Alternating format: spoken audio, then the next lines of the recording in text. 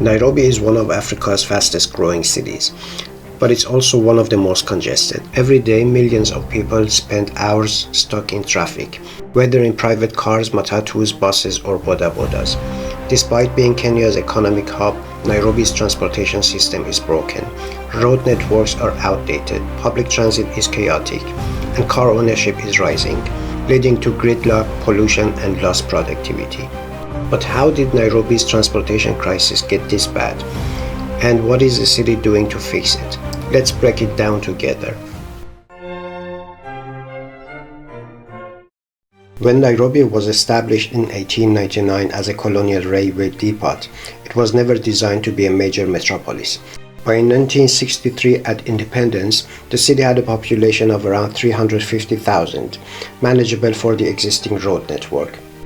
But today, Nairobi has over 4.5 million residents, with an additional 2 million people commuting daily from satellite cities like Thika, Kiambu, Machakos, and Kajiado. The roads and public transport systems have not expanded fast enough to keep up. Traffic congestion costs Nairobi over $1 billion per year in lost productivity. The average commute time can range from 1 to 3 hours per way during peak hours. Over 70% of commuters rely on matatus, but the system is unregulated and inefficient. Like many post-colonial cities, Nairobi prioritized roads over public transport. Instead of investing in mass transit, the government expanded highways and flyovers, encouraging more people to buy private cars. In 2010, Nairobi had 500,000 registered vehicles. By 2024, this number has grown to over 2 million. 60% of road space is occupied by private cars, yet only 15% of Nairobians own cars.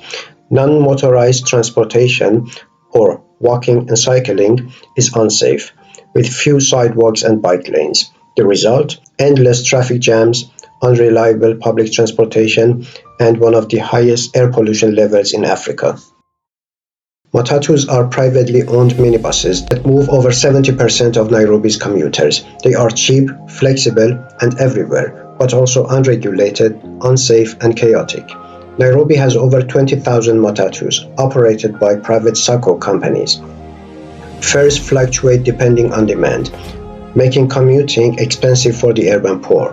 Overlapping routes cause confusion and inefficiency.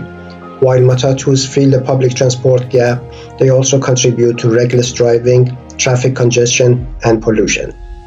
Over the years, the government has tried to regulate matatus. In 2003, the Michuki rules introduced mandatory seat belts, speed governors, and uniforms for drivers. In 2019, the Nairobi County government attempted to ban matatus from the CBD, but the plan failed due to poor alternative transport options. Despite these efforts, matatus still dominate Nairobi's transport system, largely because there are no better alternatives. To reduce matatu dependence, the government proposed a bus rapid transit or BRT system, a high-capacity public bus network with dedicated lanes to move people faster. Nairobi's BRT plan was first announced in 2015, but by 2024, only a few routes exist, and no full BRT system is operational. The proposed network includes 5 corridors, covering Nairobi's busiest routes, such as Thika Road, Ngong Road, Mombasa Road, etc. BRT buses are meant to be electric or hybrid, reducing emissions. However, funding issues, corruption, and delays have slowed down the BRT's progress. Without a fully operational system, Nairobi's transport crisis continues.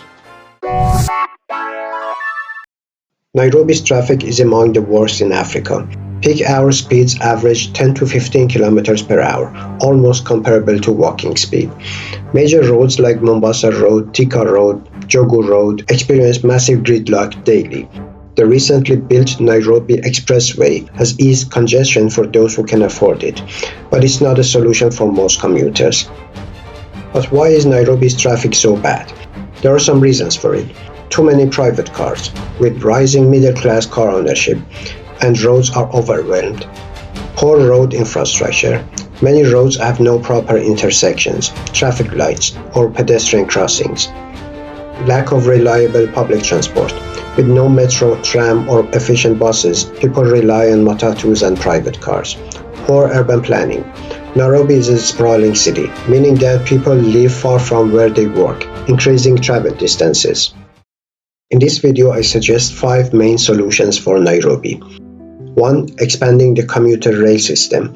The Nairobi commuter rail is an affordable alternative to road transport, but it needs expansion and modernization. The existing lines serve a small portion of commuters. More railway connections to satellite towns could reduce traffic congestion. 2. Implementing the BRT properly. The bus rapid transit system must be fully completed and run efficiently. This means more dedicated BRT lanes, affordable fares to attract more users, and integration with matatus and trains for seamless travel. 3. Promoting non-motorized transport. Walking and cycling should be made safer and more convenient. Nairobi needs wider sidewalks and pedestrian-only zones, more cycling lanes and bike-sharing programs, and better pedestrian crossings and traffic signals. 4. Restricting private car use in the CBD.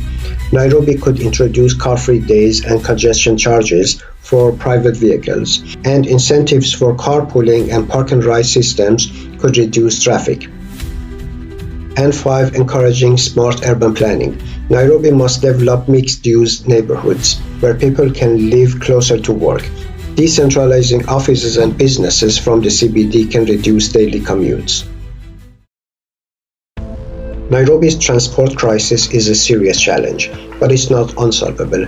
The city must prioritize public transport, better urban planning, and sustainable mobility solutions to prevent permanent gridlock. The question is, will Nairobi embrace these changes in time, or will traffic congestion continue to cripple the city's future? Let me know your thoughts in the comments.